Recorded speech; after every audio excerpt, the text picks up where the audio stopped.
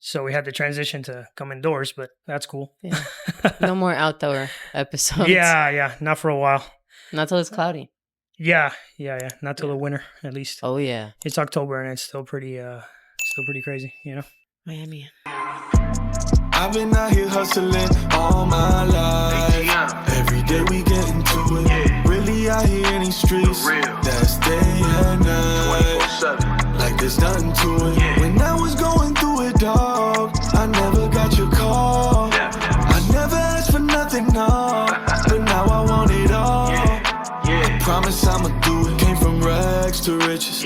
Rags to riches. Came from rags to riches. Rags to riches. Came from rags. Miami. That's another reason why I can't leave this place, bro. No. It's the opposite. Yeah, okay. Go live. Listen. I love the cold. You want to be depressed? No. Go to Connecticut. Go live in Connecticut. Who said Connecticut though? That whole area, whatever. Maine, Connecticut, Massachusetts, New York, whatever you want to pick. Georgia, North Carolina, Seattle. Seattle. Yeah. Seattle? Yeah. My bad. You went from to hell no. I would never live in Seattle. You want to talk about depressing? That weather? Are you kidding me? I visited it and it was beautiful. Yeah, Everything for a day. was beautiful. For a day. I don't know. You know they're notorious for having cloudy gray weather all year round. It's depressing. I don't like the sun. The sun, you need the sun. The sun's good for you. You know that, right? That's true. Vitamin D Vitamin deficiency. D, right? Yeah. Yeah. Anyway, I guess, I don't know. Some people do like the cold weather. It's not my thing at all. Fair. It's just not. Both my parents don't like the cold weather. I mean, so you're half Puerto Rican, half Cuban. That's like. Yeah, and I came out wrong. I don't know what happened. They added something else in the mix when I got made. We're super tropical people, you know, like. Supposed to be. I'm built different. I'm different. I guess. I don't know. Yeah. Something went wrong. It's okay. Something. All right. So back to my questions. So another thing I've noticed about Gen Z, right? So, and again, I'm asking out of curiosity. I'm not doing this to attack anybody. Yeah. So every generation has had something hard to deal with, right? Yeah, like I agree. The baby boomers were World War II. Mm. Gen Xers had that whole Vietnam War thing.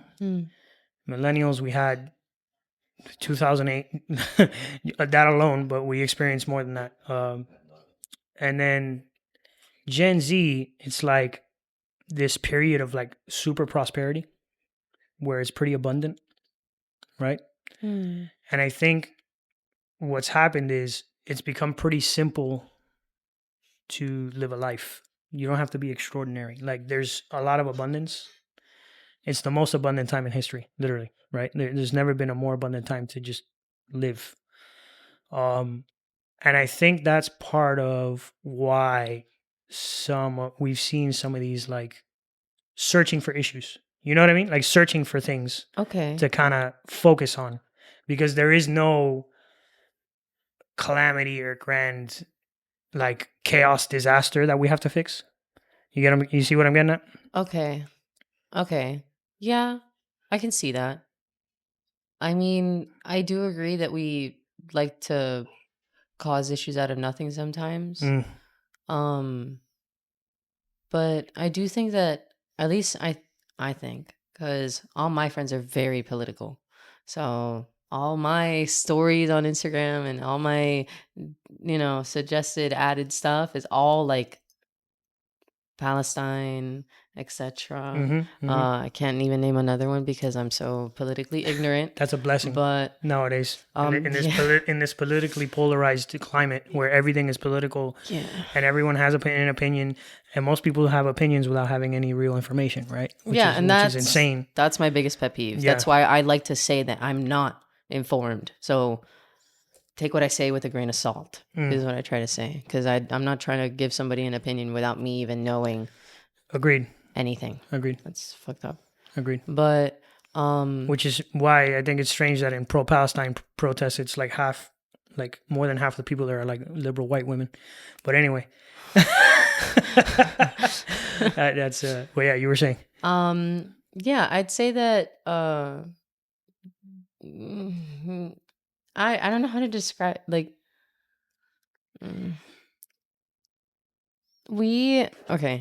because yeah, we focus a lot on like minor issues, I'd say, and I say that we throw a lot of, but I think Gasoline on the fire, kind of like I like a me magnifying glass. personally, I agree.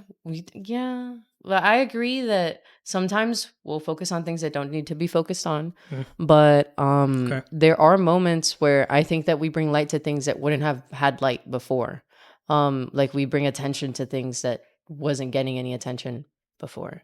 So we get to help more people than we could have back then, or we give more of a voice to some minorities and problems that are going on and different sides of things.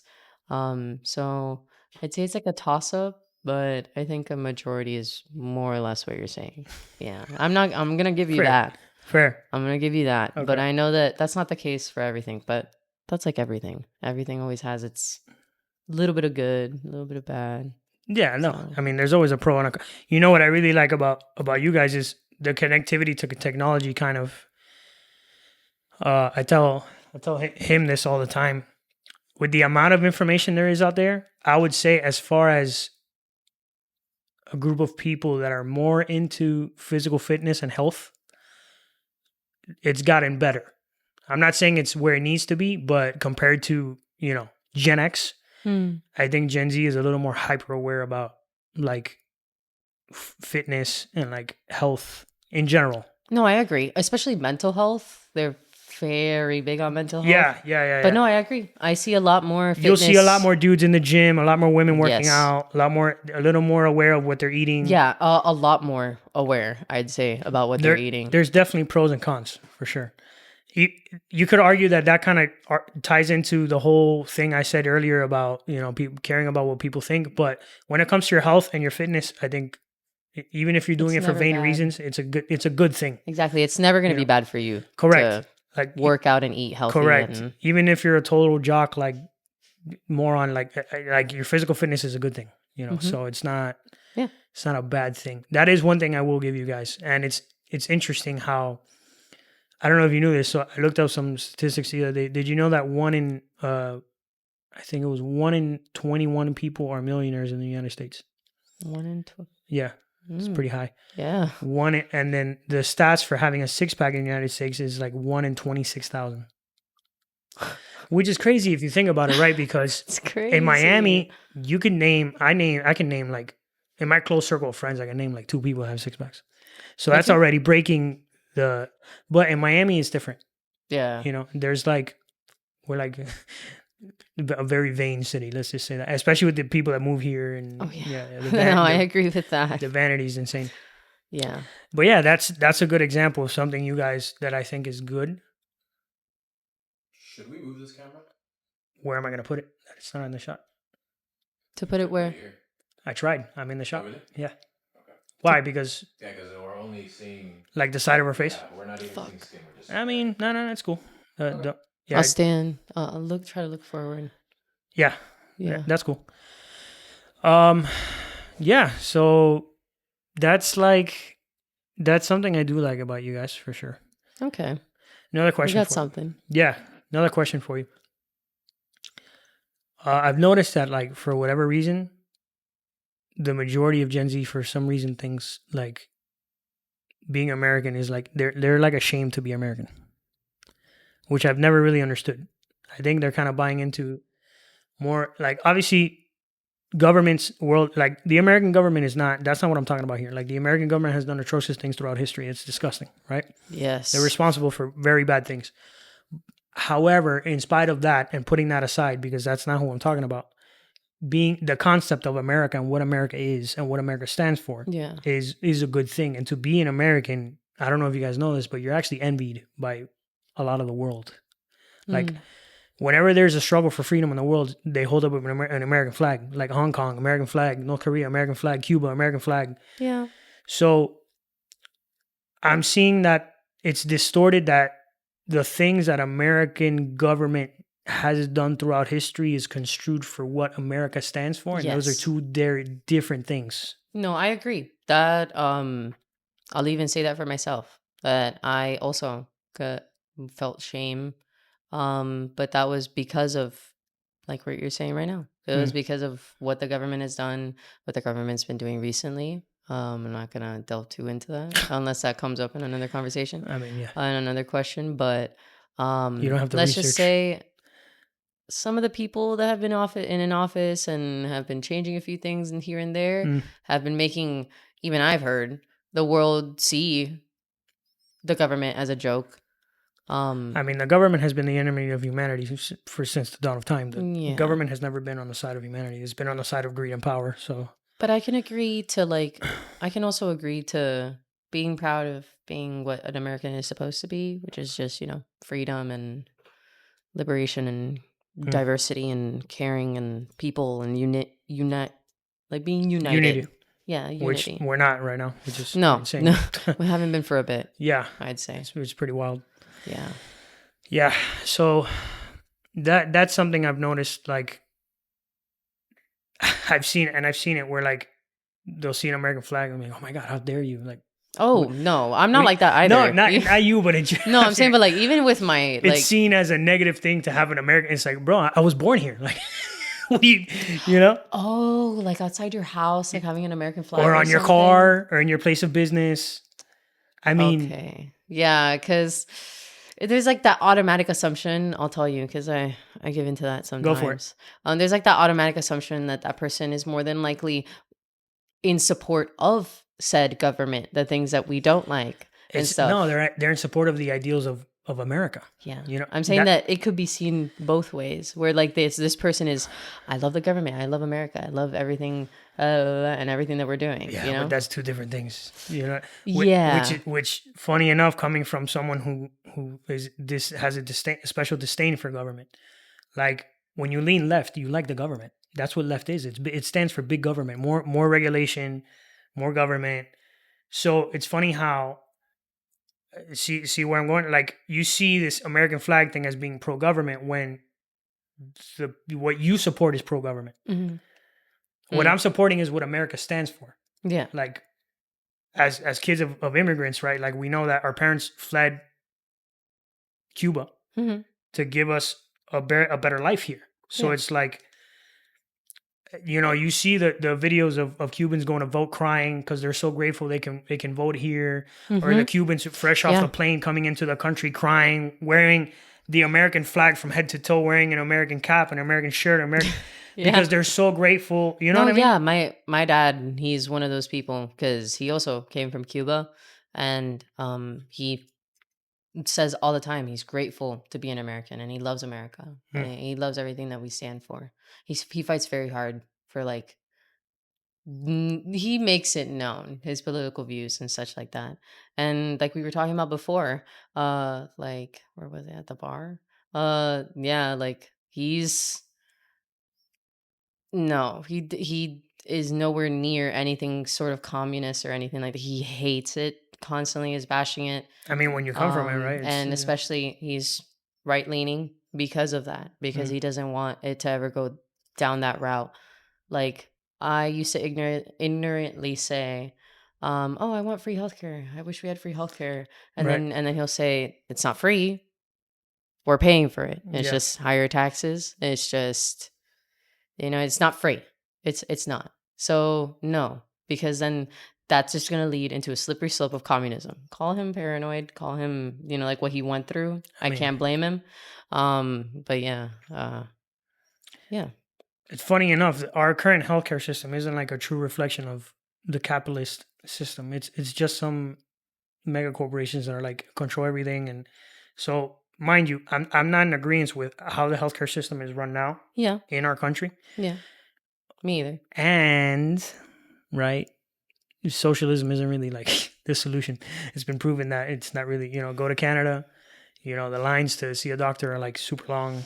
Yeah. They have like 51% tax. It's too much. I've been to Canada. Yeah. It's not. It was expensive. Nah, I'm good. So expensive. Just because Justin Trudeau's dad was homies with Fidel Castro, it's already enough for me to be like, I'm good. I'm good. I didn't know that. Oh my goodness. I mean, there's a rumor that this is probably not true, and it's dumb, but it's a fact that Justin Trudeau's dad was homies with Fidel Castro. There's pictures of them, like, and then the rumor is that his mom cheated on Justin Trudeau's dad, and like Justin Trudeau is like a bastard child of Fidel Castro, which is dumb. That's a crazy rumor. Probably not true, but yeah, that's. Jeez.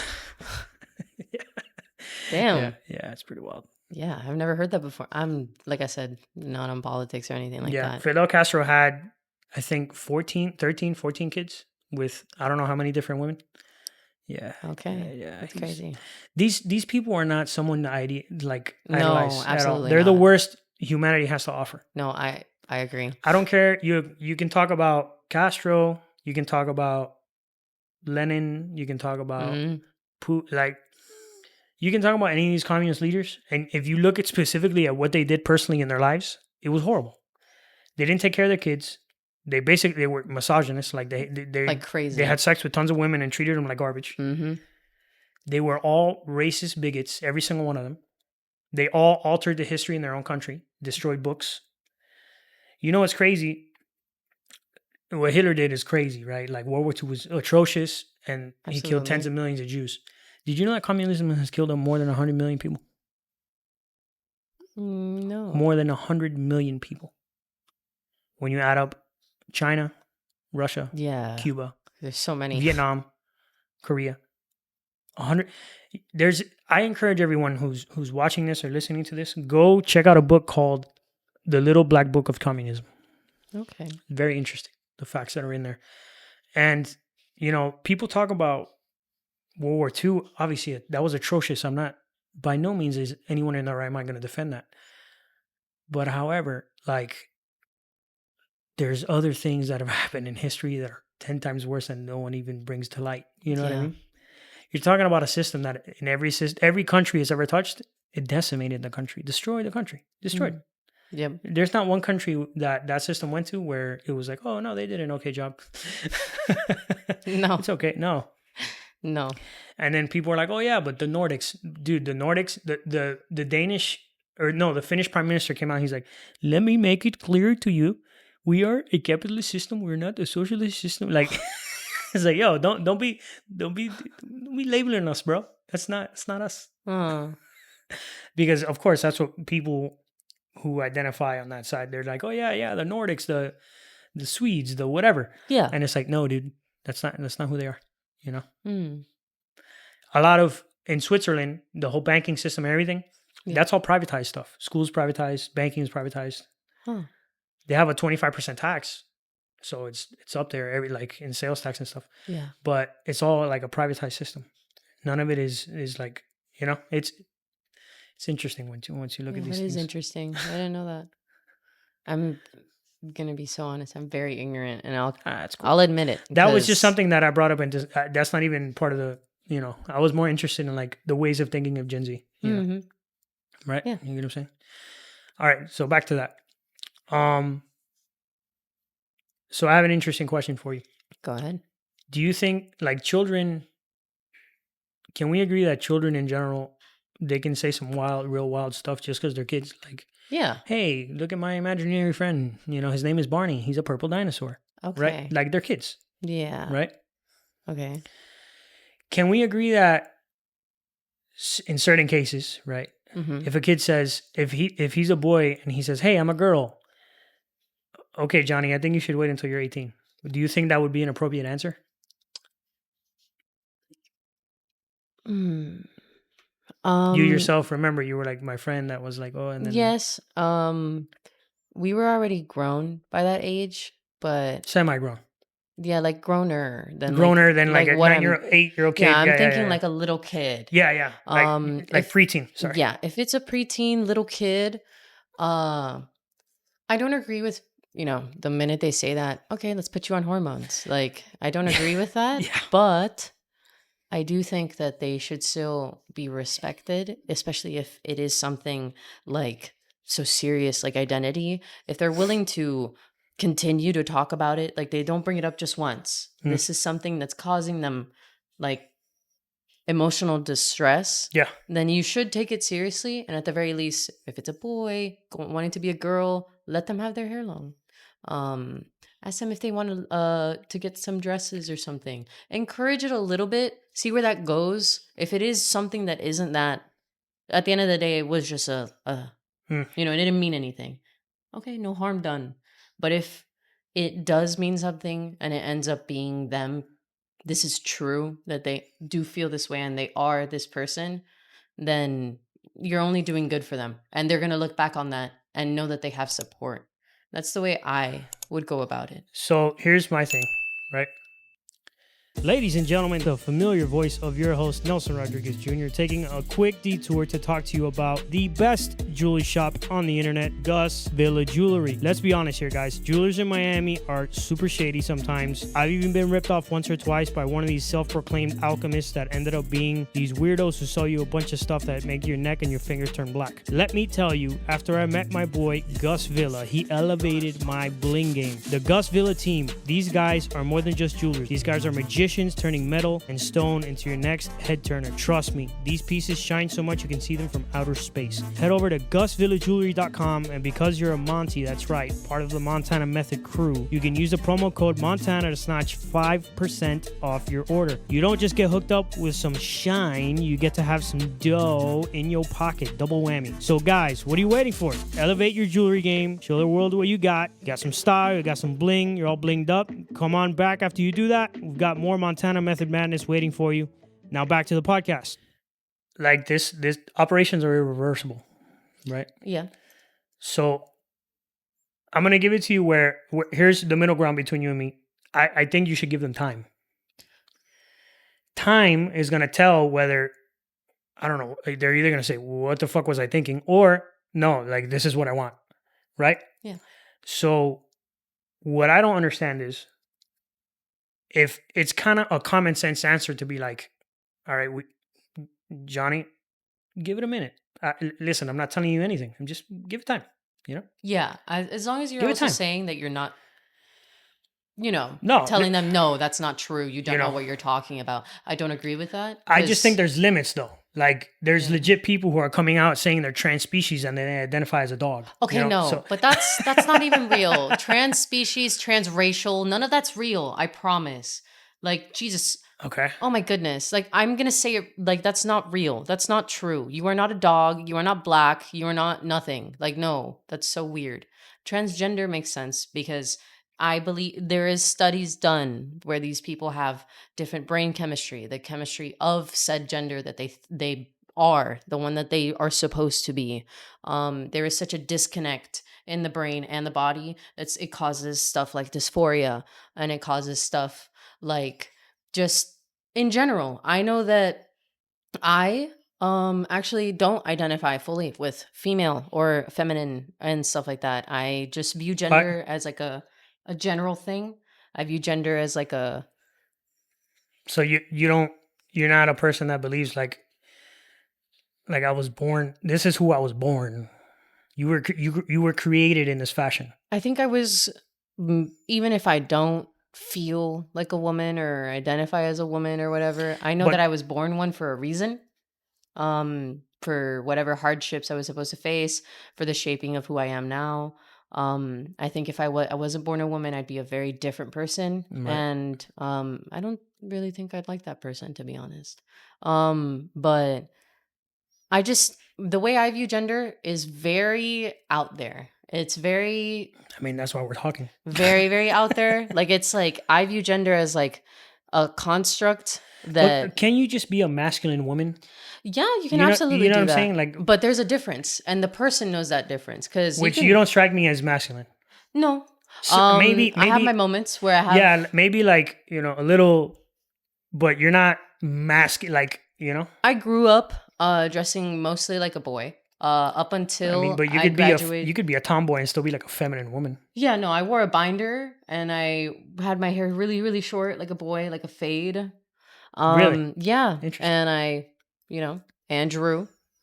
And so you identified as a boy. Yeah, until I graduated high school. Interesting. Okay. Since I don't know fifth grade. Since fifth grade. What changed?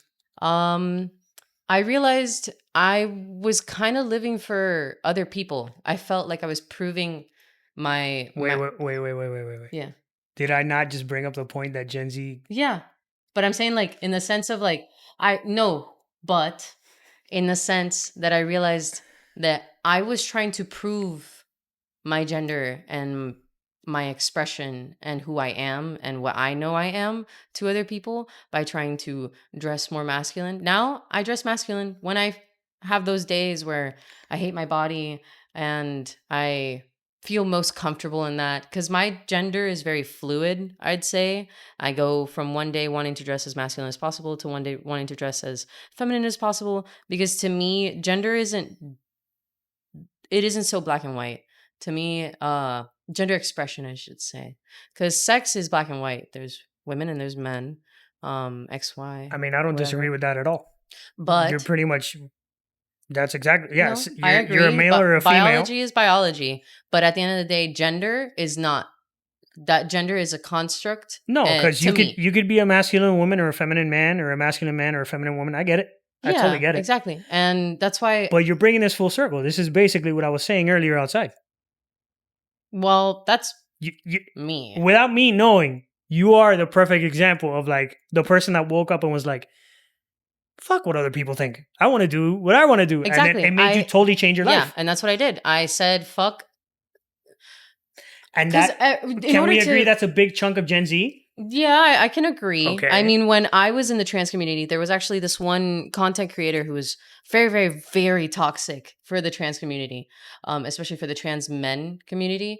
His name was Calvin Gara. He's known for being very controversial because he was so like, if you don't shower in the dark, you're not a real trans person. You're not a real man. If you don't hate your body, you're not a real man. If you don't go on testosterone and do all of the surgeries, you're not a real man. And that makes you feel like shit. And I, at the time, that's who I was looking up to. And that's who I felt like had to be. Are those kinds of people common? Yes. Okay, so this is a great segue. Yeah, go ahead. This is a perfect segue. Because in the and again, personal experience, you've lived in the trans community. From what I'm seeing, mental health is a factor that's not being talked about. Follow me here. Okay. If these people are acting this way, there's obviously some serious mental health issues that they need to address. Instead of addressing this person for being like, and coddling them, we should be like, bro, are you okay? Like, dude, that's not normal. Like, bro, as a person, you need help, bro. Like, seriously. I love you as a person. Can we just put all this bullshit aside? Like, can I get you some help, man? Because it looks like you need it. And again, this is a person that lived in that community, right? I'm not even in that community, and I've noticed these things. Like, some of these people are mentally ill. They are. With the gender dysphoria and stuff like that, mental illness does like tie into it. I mean, if you're hurt, if you're mutilating yourself, that's not healthy. you know, like. I mean, I wouldn't say that. I'd say what makes it unhealthy is like the gender dysphoria, period. And sometimes you can get euphoria from a surgery. I was going to do top surgery until I changed my mind and realized that if I did fall into a category, I don't like labels. Bro, see how things are meant to be? You're literally... So I was just talking in theory. You're the perfect example of what I'm talking about. Time allowed you to be like, all right, maybe that's not what I think. Yeah, I was always hesitant about it anyway, and my parents also were like, just wait, just wait a little bit. I wish they would have at least been more accepting to call me the name I wanted, to use the pronouns I like, to just say. Neither one of your parents. No, they're both severely transphobic, but I just wish they would have given me a little more grace. So that's what I'm trying to say. Like, you don't think maybe they were just like trying to tell you, sweetheart, you're a girl? No, they were. They were telling me, you don't know what you're talking about. You are a woman. You are a girl. And I don't care that you want to wear a tuxedo. You're going to wear a dress. And I'd wear a tuxedo and I wouldn't give a fuck. And then they'd be like, oh my God, we're going to talk about this at home. And bad stuff happened at home. Okay. And how's your relationship with your parents? Not the best. Neither one of them? No, I talk to them every now and then. But no, I wouldn't say we're good, and it's primarily because of that. My mom was a lesbian. She was a lesbian. I remember you telling me, but now no, my aunt was a lesbian. That's the one I was your talking aunt. about. I'm sorry. Yeah. My mom was also a lesbian. Okay. Right after the third divorce with my dad. She got married to your dad 3 times? Not actually married. Like they never got officially, but they were. They broke up 3 times. Yes, Okay, they broke up 3 times. Okay. And then the third time, boom, woman thrown into the house. She's living with us. It was about like 2 or 3 years. It was the worst woman ever. We had to get a restraining order and everything against her. She was physically abusive. That didn't happen until you were much older? That happened in middle school. Yeah. No, so you were younger. You were still pretty young. I was still pretty young. Okay. And even then, when I came out to her as just bisexual or maybe gay, lesbian, when I came out to her with that, she still, despite literally going to like pride parades and bringing me like stuff like from there, like rainbow colored condoms and stuff, she still was super unaccepting. So no, I do not have a good relationship with my parents. Okay. Yeah, and she's no longer a lesbian and she denies it. So interesting. Yes. Okay. So very interesting upbringing. I'm not gonna pretend that I ever went through that or I know how that feels because I don't. I would never, people that try to connect with others who went through hard or difficult times and they're like, oh my God, I know how you feel. I would never say that because I would be lying because I never went through that. What I will say is you only have 2 parents. You don't get to choose them, unfortunately. And as someone who's had a lot of strife with specifically my father, and even I had a lot of subconscious resentment with my mother that I've worked through, all I can say is try to be compassionate because they did the best they could with what they understood. I know they may have hurt you, but it was never intentional. I can guarantee you the last thing your parents want to do is hurt you, unless they're psychopaths, which I don't think they are. But again, I don't know them. I've forgiven my father for many things he's done. That's awesome. And we have a better relationship. Like, I love him. I need to be grateful that my father was even in my life because a lot of kids, especially Hispanic kids and minority kids, whatever, don't even know who their father is. This is true. Yeah. So the fact that he was in my life, I know who he is. And to be real, not like it wasn't all negative. There's a lot of good things I learned from my father. No, of course. I learned a lot of great things from both of my parents. From both of your, right. And I love them both. I do. At the end of the day, they are my parents. Right. Just sometimes some of the pain they cause is at least for me, the pain that they've caused on me has been on the few things I can't like look past. Like these are things that. Why not? Because it's just it's just these are things that it's the least they could do. The least they could do is just show a little support in these things. And I don't mean just LGBT things. Like I don't mean like me and my trans thing or my gay thing or whatever. After their initial reaction, I kept that all to myself as much as I could. Trying to do things my way. However I wanted. And that's how I ended up viewing like school as like a good like a safe space, because that was the only place everyone called me whatever I wanted and I dressed however I wanted and I was in choir and I was in the baritones with the men because I can reach those notes, but like it was nice, it was fulfilling. Fun fact, she's an opera singer. Yes, I sing opera. I'm what a complex individual, bro. Yeah, you think like, so? I love that. That's cool, man. You're like, I'm very all over the place. Yeah, it's cool. It's cool. I think I don't like living linear, I'd say. I mean, I think that's fair to say, right? It's boring. I like being look at me. I got piercings and shit. So, right, yeah. Right. So that's all I'm in no way telling you what to do. What I am going to say is your life is going to be better when you forgive your parents. I think I will. Just, I need more time. Listen, time, I think like the reoccurring thing here is to give things time, right? I promise you, I can tell you, I experienced this personally when I forgave both my parents. The weight that was lifted off my shoulder, like off my, I literally felt the weight come off my shoulders when I was like, wow. Because I walked around all day thinking about these things.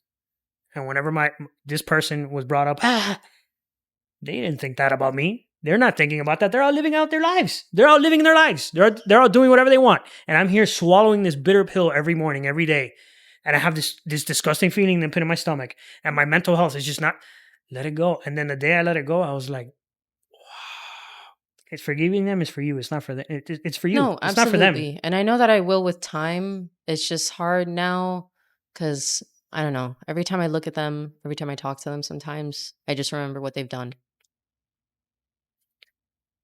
Every time I, anything, just talk to them, see them, etc.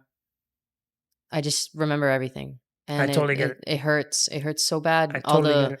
The bad, all the yelling, all the screaming, all the whenever that would happen to hitting, me, yeah, everything. I totally get it. Whenever that would happen to me, I would immediately replace it with a good memory. That it helped me a lot. My good memories as little stopped at like 4th grade.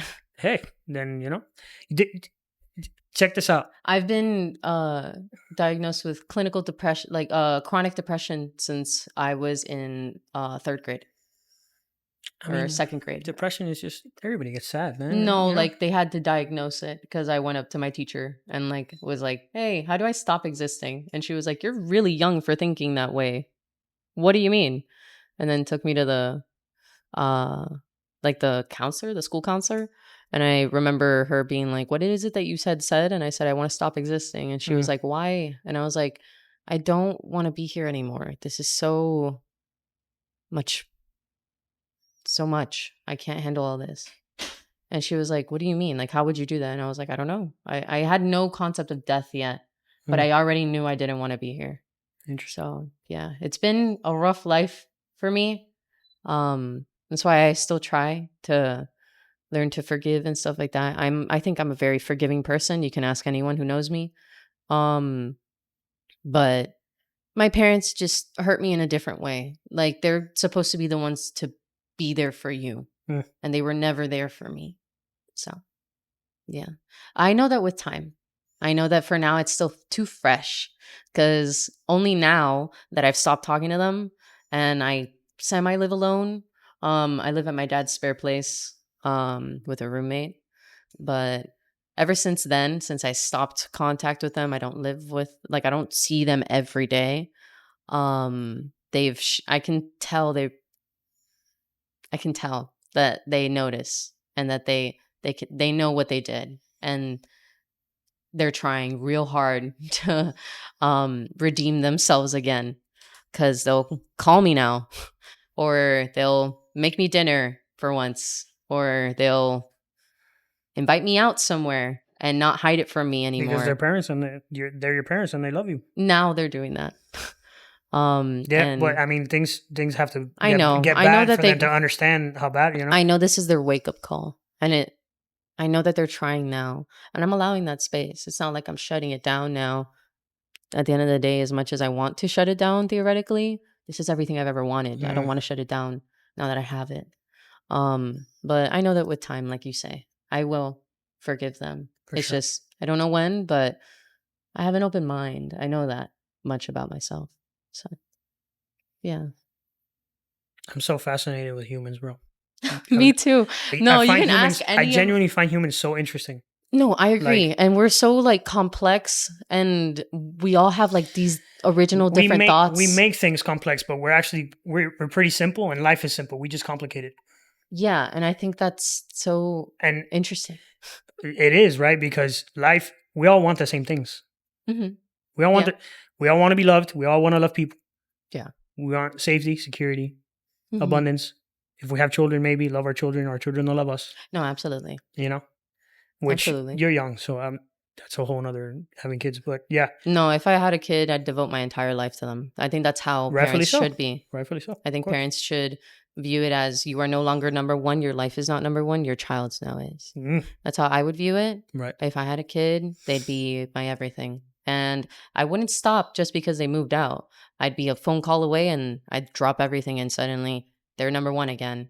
And yeah, I think that's how parents should be. Yeah. Agreed. Yeah. Would you agree that being a parent is probably the most important thing you could ever be in life? I agree. Yeah. My dad actually said that he was pro-abortion before me being born. I have a sister too, but older or younger? Younger. So I came first. Both parents, same And- parents? Same parents. And when I was born, he said that before me, he had like 6 other women in Cuba have abortions. He didn't care. He didn't go with them. He said, go do that shit. I don't care. And he said he never cared. Having an abortion in Cuba is like popping a breath mint. Exactly. It doesn't So matter. he said he didn't care about being a father, any of that parental instinct. He said he didn't have it. My mom actually was like, I don't want to abort this child. I'm not going to abort this child. I'm going to keep this child. And so he was like, oh, okay, I guess, whatever, if you want to keep it. And when the, like the birthing you were happened born, and stuff like that, and he was able to hold me, he said, something changed. He said it felt literally like a light switch. He said from then on, he felt a purpose in life, and that I was that purpose. And he'd never felt so like, wow, like this is beautiful and this is mine. And I want to make this good. I want to make this person and this thing that I made and this person I love be someone and like cause a difference and experience life and have what I couldn't have. And he said that was his wake up call. So I think just from hearing his experience and from imagining my own, I'd hope to have a boy if I ever did have a kid. Why? I don't know. My dad says I'd be a boy mom. And my mom, my sister, before she was born, my dad and I hoped for a boy, and we already came up with a name. Want to guess the name? Sebastian. I know, right? And that's like my favorite name. It's beautiful, and I want to name my boy that. Ironic. That'd be cool. But yeah, even thinking of it like me myself having a kid, I'd say that that is the most important job. I feel like that's something that gives people purpose. I've seen so many people around me who, I don't know why, we're still too young in my opinion, but a lot of my friends have babies, and which is interesting because in this generation, we're actually having kids later. But I have like a few friends of mine that are about like a grade older, or maybe like 1 or 2 years older, and all of them straight up, I had like literally like 70% of them have kids. Really? Yes, it's crazy. That is And crazy. every single, like literally like more than half of them who have kids were people I didn't think would make it. And they said that, and they've said it themselves on their stories and stuff when their, babies were born and stuff, that they've never felt like more alive. Like it gave them a purpose. Like they felt so like this was This is exactly what I fulfilling. try to explain to people about why I'm pro-life. Now, I see. Okay. this is what forget everything else. Yes. All the noise, all the other shit that people talk about, throw all that out the window. Yeah. Everything you just said is exactly why I tell people that you want to label me as pro-life? Go ahead. This is why. Okay. Having a child is the most sacred, important thing any person can ever go through in their life. There's nothing that transcends creating life. Like nothing, there's nothing that passes that. That is the most sacred action and holy thing you can do while you're on this planet. I don't care what you believe in, listen, I respect all beliefs. I don't care what you believe in. That's fine. Everyone that has had a child will tell you, unless they're a total sociopath, right? And then they're just not like an evil person. Anyone with common sense and dignity, as soon as they held their kid in their arms, I don't give a fuck how they felt prior to that. They could have been, I had some abortions like your father. The second you hold your kid, why am I saying this? I haven't had a kid. However, I was there in the hospital when my niece was born. And I don't know how to explain this, but the second I was allowed to see her, Okay. I was bawling, like uncontrollably, like tears pouring down my face. I've never experienced. It was just the sight of this kid was so. I felt it in my soul, like seeing, like, wow, this is the next generation of my family. I don't know how to explain it. I really don't. And nothing like I've never felt like that ever in my life. Oh, I was there for my sister's birth, and I can't say I felt the same. But I know I agree. I literally just told you about my dad's thing. I agree that it's something that it can't be compared to anything else. I think it is a euphoric feeling. I think it can save a lot of people, but now with that despite that, I'm not pro-life. All right. Yeah. That's where I have to ask why, because if you understand these things, like based on everything you just said, right? Alrighty, guys, taking a quick break from the podcast to bring you a word from our sponsor, Christian J. DePaz. Appreciate him for coming through. He offers a phenomenal service. Guys, you know I'm a big promoter of entrepreneurship, owning a company, starting a business, doing your own thing, and chasing your own dreams. But as the old saying goes, it takes money to make money. So I'm going to tell you a little bit about Christian J. DePaz and what he does. He gets funding for new and startup businesses. Christian, tell us a little bit about it. Thank you so much, bro, for the opportunity to come inside your podcast and help more entrepreneurs start their own business or scale their current businesses. So what we do here at Secure Funding is that we'll help you acquire anywhere between $50,000 to $150,000 at 0% interest rate business credit, so that you can once again start or scale your current business. So if you come hear from our good friend Nelson, there's no other you're coming from, then we'll head at the podcast and we'll take extra good care of you. With that being said, brother, thank you so much for bringing us on. Of course. What are you waiting for, guys? Click the link in the bio. Like, what gives us the right to stop that child from coming out into the world? What gives humans the right? Like, Well, we're the ones who got, like, the man and the woman are the one who decided to have sex and like created this life. So what gives us the right? I'm talking about everybody. I'm not saying one specific person. Like, yeah. I'd say, well, one, it's not always on purpose. Oh my God. Yeah, That's a whole. I wasn't on purpose, but whatever.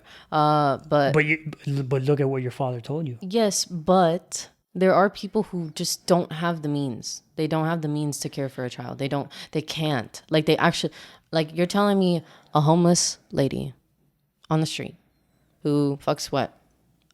Another homeless guy? She's supposed to carry out that baby. She can't do shit. What is that baby going to do? End up in a system with the rest of the other babies that also don't want to be adopted because we have an overabundance of them? So check this out. There's this lady, right? Mm-hmm.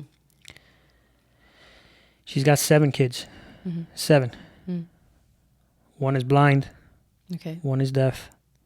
One is crippled. Like, each one of them, one is autistic. 7 kids. She got pregnant again. Should she have the baby? If she wants it, sure. Well, I'm glad she didn't have an abortion, because that was Beethoven. Go look up the story of how Beethoven was born. His mother, literally had a bunch of kids. He had a bunch of siblings, and all of them dealt with serious difficulty. But because she still decided to have this child,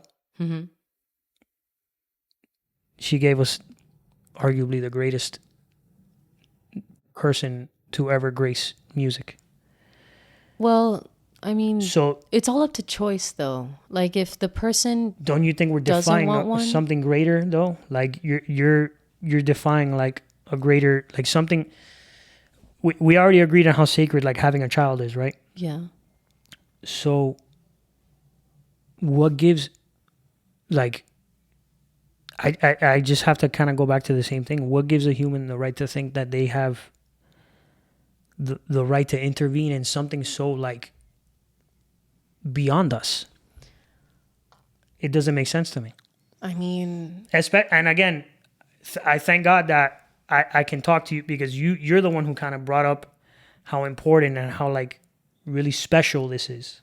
Yeah, it was special to my dad, but there's other people I know that it's the complete opposite story. I can tell you about my My cousin, she sucks. Oh my God.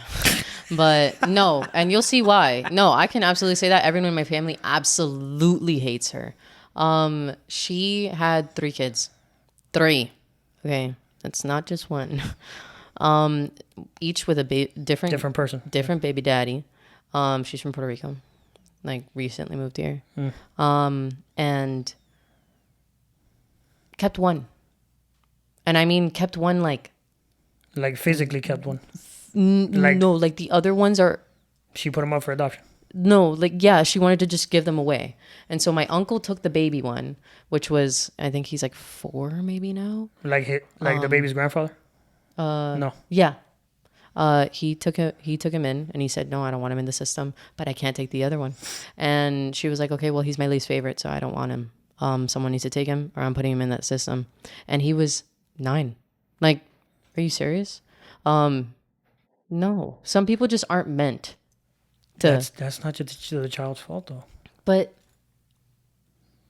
I'm saying like some people aren't meant to have kids, and some people don't want to have kids, and some people don't. No. I'm not.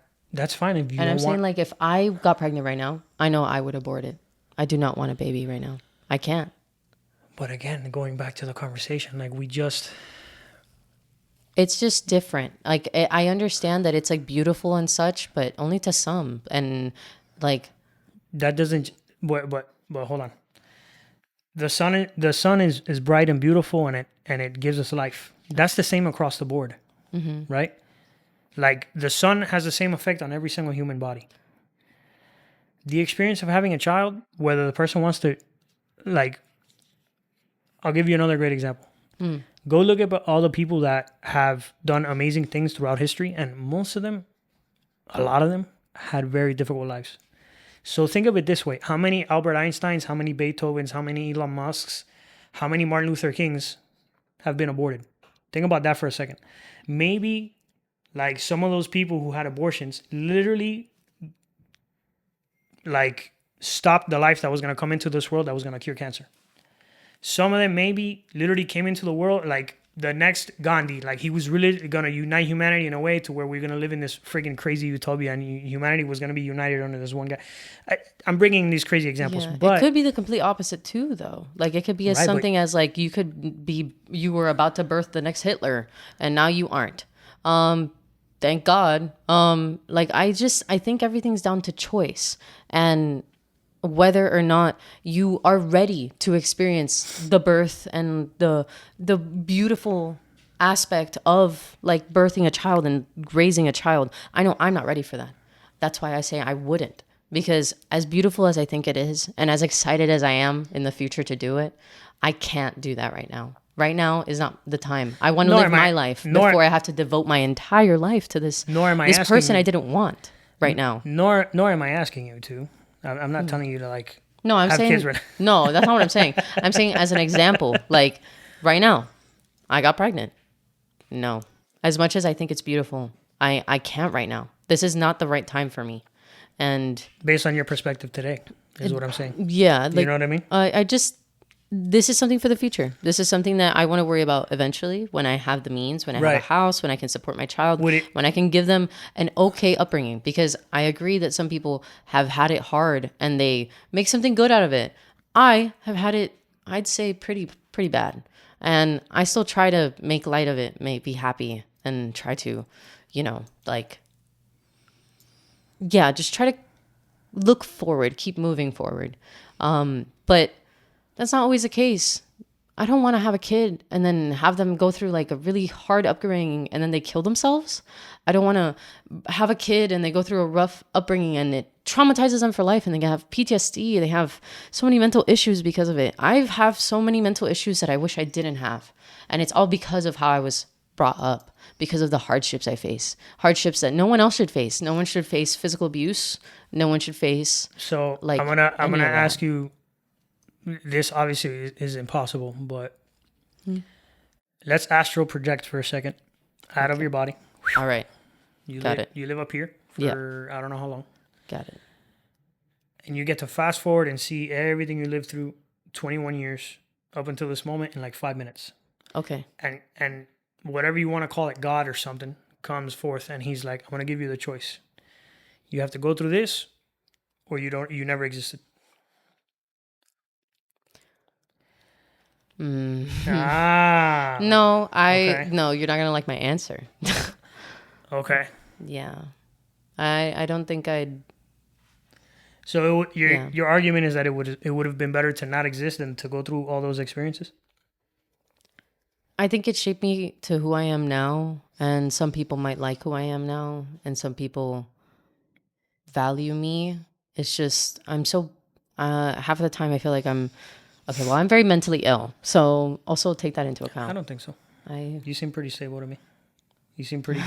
you seem like a person who maybe deals with hard thoughts and hard things mentally, which is Very. okay. very And however, I also am of the belief that society likes to label us to make us think that we're less capable of what we really are. I wouldn't think, say that because I am mentally ill, I'm not capable of things. I'd say that I am right, but just. it already hinders you knowing that. Like knowing that it's a hindrance. It is. Instead of saying, because we can word things to children in a very different way and tell them, hey, listen, I know you're dealing with these things, but it's okay. Let's work through this together. No, okay, hey, you're depressed. Yeah. Well, You know? Unfortunately, my depression is chronic. It is a science thing, so it's not like I can fix it.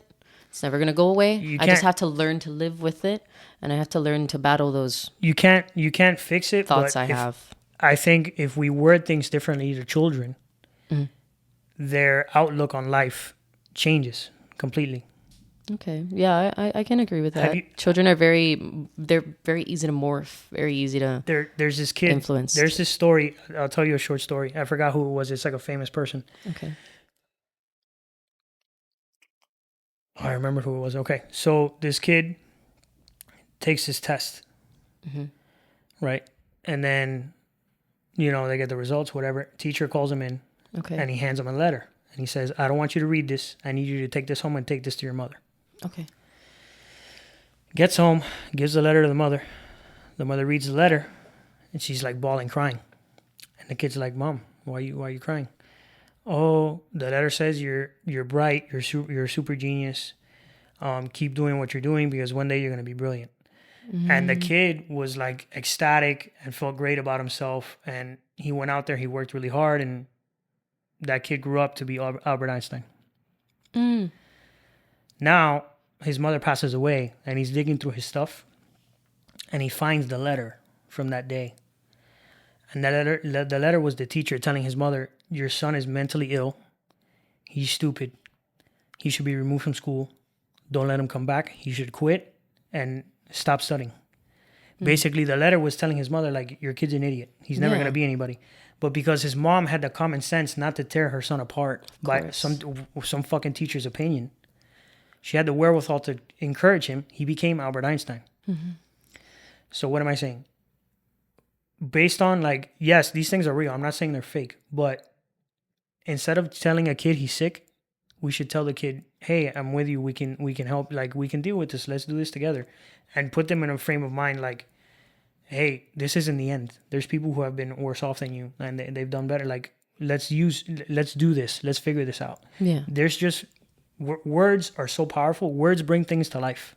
And if you use the wrong kind of words, then you're gonna bring the wrong kind of things to life that you don't want. I agree. You attract what you say and stuff. 100%. Yeah, no, absolutely. It all starts with the more words. negative you talk, the more negativity comes your way. I agree with that, and that's sure. a really bad habit I have that I try to work through.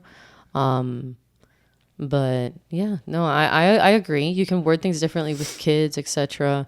I know that I am okay with saying I have depression because it's something that I know that I just have, but that doesn't define me. Does that make sense? Of course.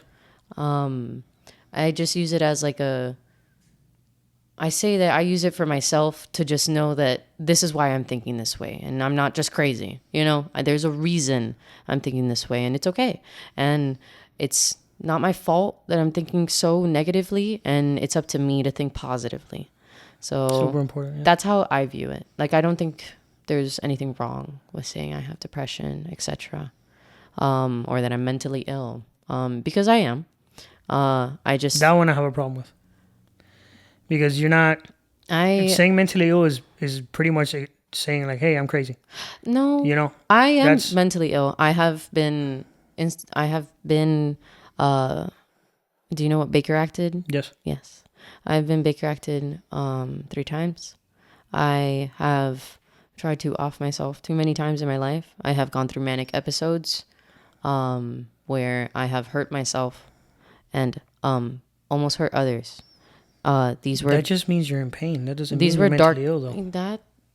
I'd argue that is being mentally ill. Being in pain, it automatically means you're mentally ill. It's not pain. It's that I didn't have I felt no control over myself, and I felt like I couldn't control my happiness or my sadness, because it was all just doing whatever it wanted without even giving me a chance to breathe. That's not pain? That is pain, but pain comes with mental illness, I'd say. No? I think you can put that in the context of experiencing pain and not knowing how to word it, and society just wants to call it mental illness. Well, mental illness is having depression, schizophrenia. Right, but being depressed and being... But depression is a mental illness. And being bipolar. You know what I mean? Yeah, of course they're different. One's more severe. They're not different. They're like insanely on the opposite spectrum of like humanity. It's you can be depressed and still be a great person and live a great life, but when you're talking about being bipolar, being schizophrenic, being all these things, it's different. They're like you're dealing with multiple personality disorder and all this stuff. All I'm saying is the words we choose are so important. Would you say that depression is a mental illness then? No. Well, I disagree. I think depression is a mental illness, considering everything because it hinders people. It does, and you have many examples of people who were morbidly depressed and fought through it and came out the other side and lived great lives. You can't. There's no doing that with schizophrenia. You can still try. You can, but now schizophrenia is different. Like we're talking about two different things we're battling with. Depression, I'm not saying it's not real. You do get depressed, but there's things you can do to get in a good state. Like I can go work out. I could be around positive people. I can do something I'm passionate about. He likes guitar. I love podcasting. I've never been depressed while I'm podcasting. I've never been depressed while I'm having great conversations with people. I've never been depressed when I'm hitting the gym. I've never been depressed when I'm writing my comic book. There's mechanisms that get me motion. Like motion creates emotion. Right? I agree. I think that I can't equate that to being schizophrenic. I think there's different types of depression, and that's where I think the miscommunication or we're just talking. Yes. It's cool. Yeah, but I think that there's different types of depression. I know that there's depression for grief. Someone dies in your family, you're gonna have depression for how long? Yeah, it's a depressive episode. Chronic meaning that my chemicals don't allow me to experience anything other than. And I will explain this in like a example. I remember I went on this kayaking trail with my dad. So fun. I love the outdoors. And I remember kayaking with him, and I was with him and my sister and my cousins that I hadn't seen in forever, and her dad and her dad's wife, and it was so fun. Everybody was together. We found this like thing that you during the trail you can stop, and there was this like ledge that you can go up to and jump into the water because it was deeper there. So you were able to. I remember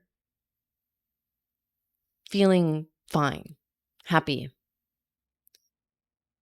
And then going to that ledge, and the only thought I had at the top was how if this killed me, how grateful I'd be. That sucks. That sucks. And that's something I didn't want to feel. That's something I didn't want to think. And this one example. Like I'll be out having the time of my life while hugging my friends at a bar. And at that time, that exact time, I'm thinking about how I'm going to plan my suicide on Sunday. And it's just, that's why I consider it mental illness, because these are things I don't want to think. These are feelings I don't want to feel. And I have to try my best to live with them and not give into them one day. Because I've already almost given into it, and it's hurt so many people around me. And I still can't get that through my head. So I view it as a mental illness, because to me, mental illness is something you can't help. You can only try to live with and make the best of. And that's what I try to do. With my depression, I try to hit it right back with a positive thought. I try to tell myself there's this person and this event to live for. There's this thing to live for. There's maybe I'll get married one day, even though I don't think I will. Maybe I'll make it past 25, but I don't think so. I didn't think I'd make it to 13, and here I am at 21. It's all about just trying my best, but I still think that way, and I can't help thinking that way because it's stuck there. That's just how I am. But I don't hate that. I mean, obviously I hate that, but I'm saying like I don't resent myself for it because it's not my fault.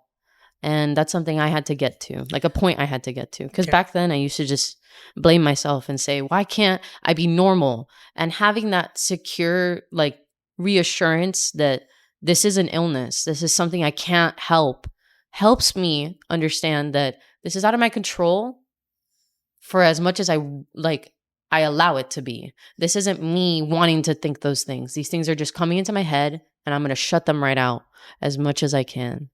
And it's okay to feel these things because that's expected from someone with what I have. So that's why I'd still consider something like chronic depression is something like a mental illness. Something like grief depression, depressive episodes, seasonal depression is a thing too. Those I can understand maybe not being seen as a mental illness. I think a mental illness is something that brings you down for most of your life and is something that you're going to have to deal with for your entire life. And speaking of the theme of the episode, as far as like Gen Z and that kind of stuff, all that stuff is at an all-time high. Yes. No, very true. It's crazy. Yeah, that's why we're super mental health crazy. Yeah. So, train of thought, and we'll close with this. Mm-hmm. This has helped me because I've been depressed. Those dark forces in you is trying to convince you that this is how it's going to be forever. Mm. Nothing is eternal. Nothing. Everything is temporary, even a state of mind.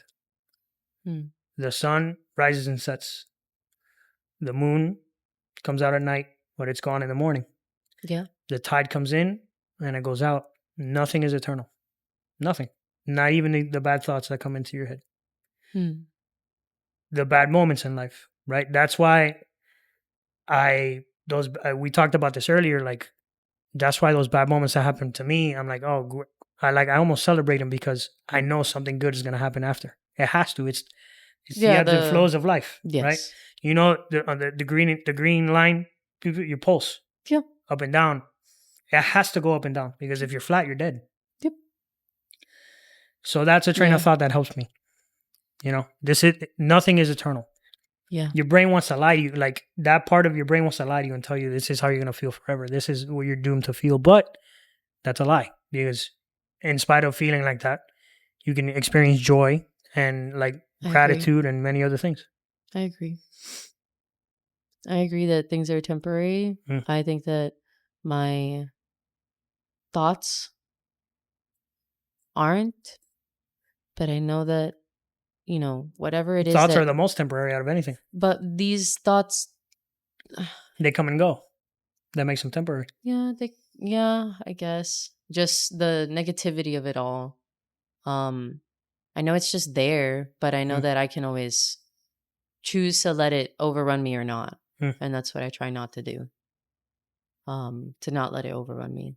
To try to push past it. But I agree. That's a good way to think about it. You know, everything's temporary. The quote I always use is keep moving forward. That's my favorite from a movie, Meet the Robinsons. Yeah. Good quote. Yeah. Yeah. Thank you for coming on my show. This was fun. Yeah, no, absolutely. This was cool. I loved it. Yeah. Hopefully I can put it all together. Hopefully. Yeah.